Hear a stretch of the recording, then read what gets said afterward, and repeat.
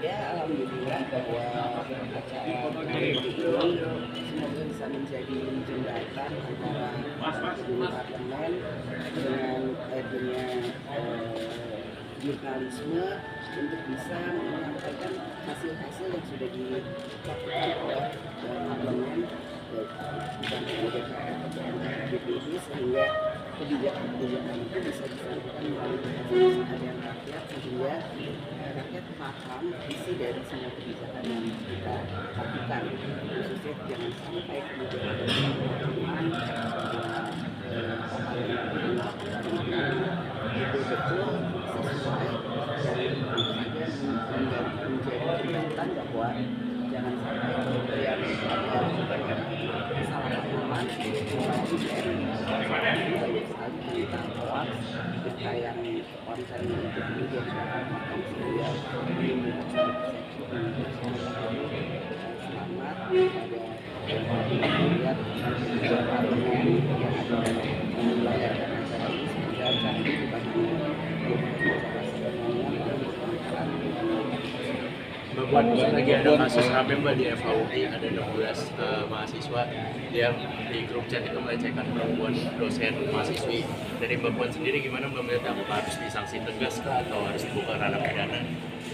Tidak boleh ada kekerasan seksual dimanapun, dan kami saja menolak ada kekerasan seksual dimanapun, dan tentu saja harus diadili secara adil. Dan bagaimana kemudian dunia pendidikan tidak harus memberikan pendidikan, dunia pendidikan universitas harus bisa memberikan dan menjaga semuanya itu untuk bisa adil dan tidak boleh terlambat.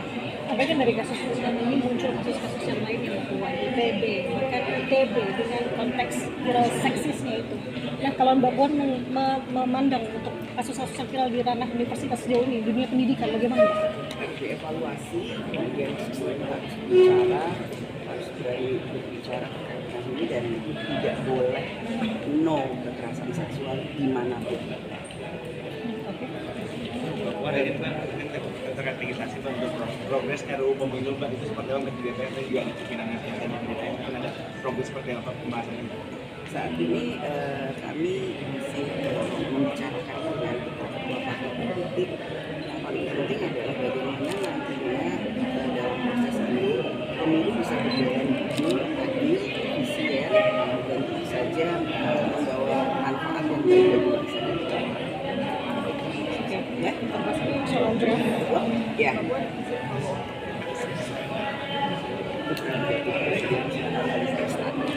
kasih. Mbak Puan kemarin kan kasih solusi ya, saat itu kan pasti sedang mahal-mahalnya banyak imbas dari Timur Tengah. Tapi Apindo keluarkan pernyataan bahwa tampaknya Mei kalau situasinya seperti saat ini, pabrik-pabrik bakal berhenti gitu, apalagi untuk khususnya yang plastik. Ya. Mbak melihatnya sudah cukup serius atau seperti apa? Ya, tentu saja semua kondisi yang ada dalam situasi global ini harus disikapi dengan baik, bukan hanya oleh pemerintah, namun juga semua masyarakat dan pemangku yang menjalankan ekonomi, karena ini bukan hanya terjadi di Indonesia, ini situasi global. Jadi mari sekarang ya kita mulai mencermati apa saja kekhasan lokal yang kemudian bisa diefektifkan kembali. Namun bagaimana apa ya, memang itu harus menjadi satu hal yang kita lakukan bersama-sama. Jadi memang situasi ini bukan situasi yang mudah terjadi bukan hanya di Indonesia tapi memang hampir di seluruh negara dengan situasi. Satu pertanyaan lagi dari saya Pak, sekarang sedang ramai yang soal visa haji dan juga kartu musuh ya.